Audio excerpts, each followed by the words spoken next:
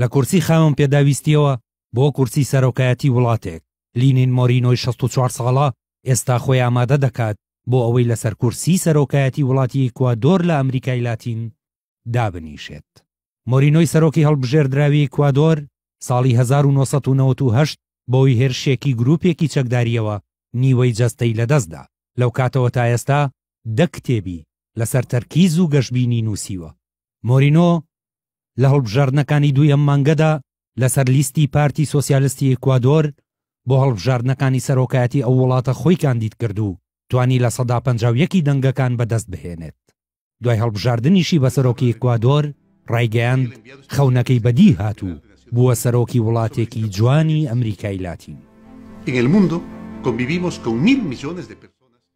سەرەڕای ئەوەی ئیکوادۆر وەک زۆربەی وڵاتانی خاوەن نەوت بەدەستدابەزینی نرخی نەوتەوە دەناڵێنێت، بەڵام لە کاتی بانگەشەی هەڵبژاردنەکاندا مۆرینۆ بەڵێنی بەلایەنگرانیدا کە باز لەسەر هاوڵاتیان کەم بکاتەوە و دۆخی ژیانیان باشتر بکات. لینین مۆرینۆ پێشتر نێردەی تایبەتی نەتەوە یەکگرتووەکان بوو بۆ کاروباری خاوەن پێداویستیە تایبەتەکان.